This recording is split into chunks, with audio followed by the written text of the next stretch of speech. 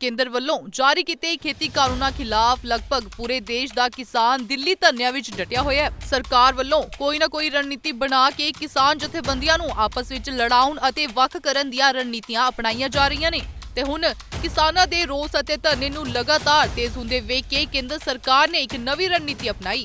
ਤੁਹਾਨੂੰ ਦੱਸ ਦਈਏ ਕਿ ਕੇਂਦਰ ਸਰਕਾਰ ਦੀ ਤਰਫੋਂ ਇਹ ਦਾਅਵਾ ਕੀਤਾ ਜਾ ਰਿਹਾ ਹੈ ਕਿ ਕੁਝ ਕਿਸਾਨ ਉਹਨਾਂ ਨਾਲ ਮਿਲ ਚੁੱਕੇ ਨੇ ਜੋ ਇਹਨਾਂ ਕਾਨੂੰਨਾਂ ਦੇ ਹੱਕ ਵਿੱਚ ਹੈ। इस बयानबाजी ते ਸਿੰਘੂ ਬਾਰਡਰ ਤੇ ਧਰਨਿਆਂ 'ਚ ਪਹੁੰਚੇ ਕਿਸਾਨਾਂ ਨੇ ਕਿਹਾ ਕਿ ਇਹ ਕਿਸਾਨਾਂ ਦੇ ਅੰਦੋਲਨ ਨੂੰ ਕਮਜ਼ੋਰ ਕਰਨ ਦੀ ਰਣਨੀਤੀ ਹੋ ਸਕਦੀ ਹੈ ਪਰ ਦੇਸ਼ ਦਾ ਇੱਕ ਵੀ ਕਿਸਾਨ ਇਹਨਾਂ ਕਾਨੂੰਨਾਂ ਦੇ ਹੱਕ ਵਿੱਚ ਨਹੀਂ ਹੈ। जो लोग भी सरकार दे कोल गए ने वो किसान नहीं हो सकते। दिलबाग सिंह संधू। दिलबाग सिंह जी, कितने दिन हो गए आपको यहाँ पर आए हुए? 4 दिन से हम यही रिपोर्टिंग दे रहे हैं, अपने भाइयों के साथ लगे हुए खड़े हैं कंधे से कंधा मिलाकर। तो क्या देख रहे हैं, इतने दिन हो गए हैं सरकार मान नहीं रही है, अब मांग तो सिर्फ एक है कि कानून रद्द कर दिए जाएं।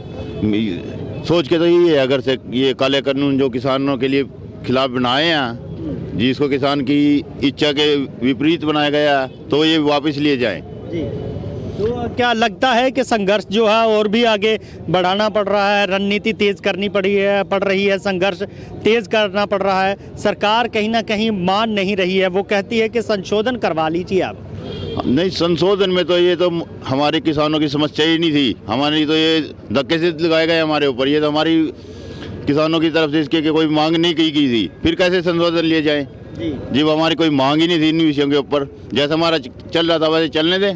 जी, तो अगर कानून रद्द हो जाते हैं तो उसके बाद जैसे किसान कहते थे कि उनकी बेहतरी के लिए कोई ना कोई MSP मिलनी चाहिए और भी कानून बनाने चाहिए, तो क्या चाहते हैं कि इनको रद्द करके नया कानून लाया जाए या नहीं? पहले तो ये कानून वापस ले जाए, उसके बाद किसान यूनियन के हमारे जो अधिकारीगण है, नेतागण है, उन्होंने अपने लिखित में दिया है इनको सारे जो भी बदलाव हमारे को चाहिए, जमींदारे को चाहिए, किसान एकता मजदूर संघ को चाहिए, वो लिखित में दिए गए हैं। बाकी ये तीनों कानून रद्द किए जाएं।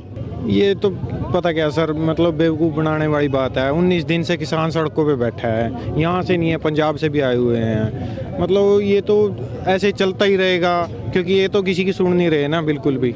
इनके मतलब पता नहीं क्या अपनी मनमानी से कर रहे हैं, मतलब वही पब्लिक परेशान है। अब ये देखो काफ़ी दूर से आए हैं, जाम है, रोड जाम है, मतलब ये काफ़ी दिन से यहाँ पड़े हैं, ना किसी को परवाह है, चाहे बारिश आओ या बहुत ज़्यादा ठंड है इसके अंदर। ये कानूनी सलाह पहले लेनी चाहिए थी, जब पहले इन्हें कानून का प्रबंध ही नहीं बीच किया, फिर जजों के पास जा ही नहीं सकते, तो कानूनी अब सलाह की लेने से वापसी ले ले तो अच्छी बात है। अब जो किसान संगठन है वो कानूनी सलाह लेकर इसको सुप्रीम कोर्ट में लेकर जा रहे हैं, तो क्या मानते हैं कि वहाँ पर इसका हल हो जाएगा? उम्मीद तो पूरी है, तभी गए हैं। तो हमें आशा करते हैं जो सुप्रीम कोर्ट के जस्टिस हैं वो हमारे किसानों भाइयों के साथ खड़ेंगे और फैसला हमारे हक में सुनाएंगे।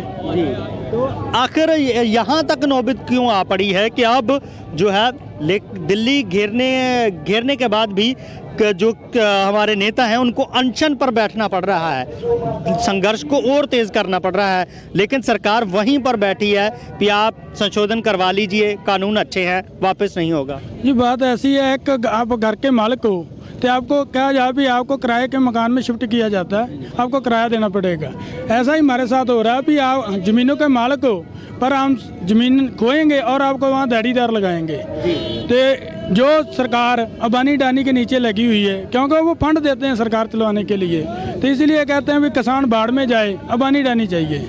पहले ऐसे कहा जाता था जब मनमोहन सिंह की सरकार थी तो तब ये कहते थे कि वो सोनिया गांधी उनको कंट्रोल करती हैं, लेकिन अब जब किसान आंदोलन हुआ है तो साफ तौर पर इल्ज़ाम अब प्रधानमंत्री पर और सरकार पर लगता है कि ये अंबानी अडानी के हाथ में खेल रही है। तो ऐसे में स्थिति किस तरह की आप देखते हैं? भाई साहब, जब धुआं तभी उड़ता जब आग लगती है, जे वे उनकी गोदी में बैठा है तो तभी किसान कह रहे हैं। जे किसानों के पक्की बात करता हो, हम ट्रैक्टर लेकर 400 किलोमीटर दूर जान आते, हमारी बहनें भाइयाँ जो भी हैं, छोटे छोटे बच्चे भी आए हुए हैं, इतनी ठंड में किसका जी करता अभी बाहर अपने खुले आसमान में पढ़ने का। चढ़ती कला टाइम टीवी ਲਈ ਦਿੱਲੀ ਸਿੰਘੂ ਬਾਰਡਰ ਤੋਂ ਸੰਦੀਪ ਰੋਹਿਲਾ ਦੀ ਰਿਪੋर्ट।